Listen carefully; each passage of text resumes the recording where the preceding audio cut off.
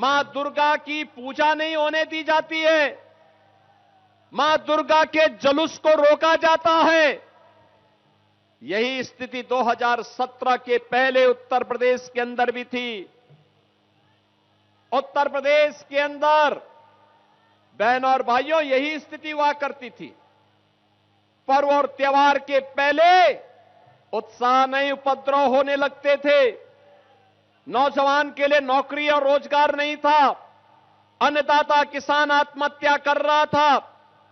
Curfew और दंगों के कारण महीनों महीनों कार्य ठप रहता था। राम भक्तों पर गोली और लाठी चलती थी। बहनों और भाइयों, उत्तर प्रदेश बीमारू राज्य हो गया था। न शिक्षा थी, न स्वास्थ्य की सुविधा थी, न उद्योग धंधे थे। लोग पलायन कर रहे थे। 2017 में प्रधानमंत्री मोदी जी के आह्वान पर उत्तर प्रदेश में डबल इंजन की बीजेपी की सरकार बनी और आज उपद्रव नहीं, उत्सव है। उत्तर प्रदेश में न कर्फ्यू है, न दंगा है। यूपी में अब सब चंगा है। यूपी में आज के दिन पे देश के सबसे ज्यादा एक्सप्रेसवे हैं और यूपी में एक्सप्रेसवे का निर्माण करने वाला बुलडोजर बहन और भाइयों केवल एक्सप्रेसवे का ही निर्माण नहीं करता है। ये जितने माफिया कांग्रेस सपा ने पाले थे, इनकी हड्डी पसली को कुचलने का काम भी यूपी का बुलडोजर करता है और सड़क का निर्माण करता है। वहां गौ हत्या नहीं हो सकती, वहां सड़कों पर कोई इफ्तारी नहीं कर सकता, वहां पर सड़कों पर कोई नमाज भी नहीं पढ़ सकता।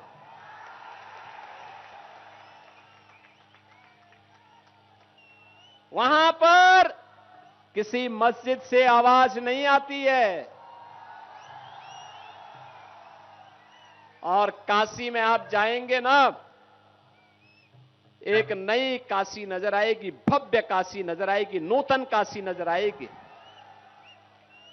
अयोध्या में आप जाइए,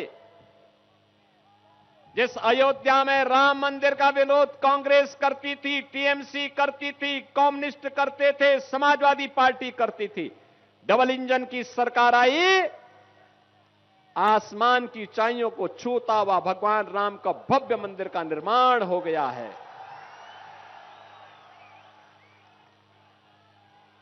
अब उत्तर प्रदेश में नौजवान के लिए रोजगार और नौकरी है। 9 लाख नौजवानों को सरकारी नौकरी दी है हम लोगों ने। उनमें से 2 लाख नौजवानों को, 2 जवान केवल बेटियों को नौकरी मिली है।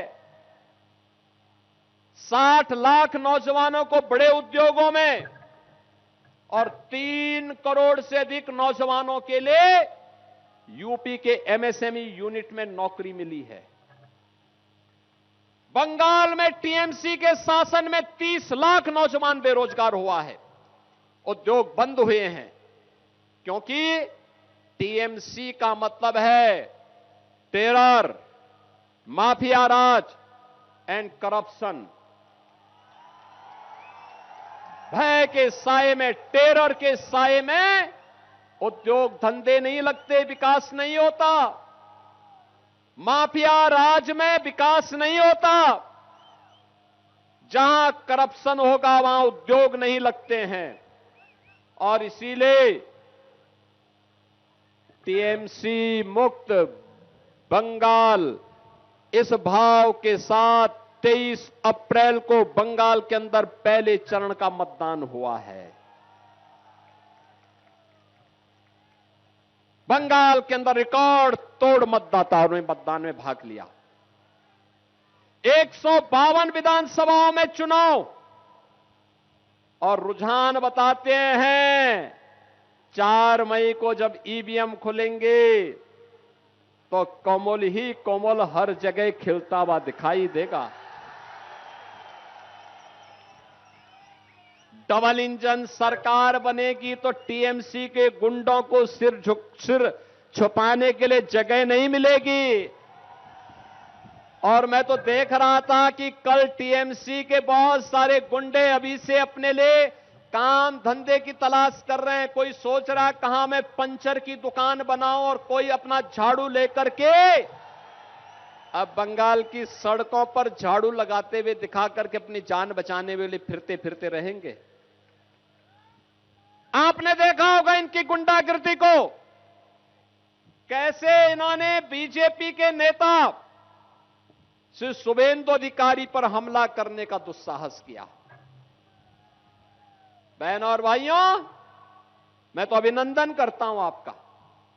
इस अराजकता के खिलाफ आज बंगाल मुखर होकर के सामने आया है। ये यहां पे हजारों की भीड़ इस बात की गवाह है। इतनी भीषण गर्मी में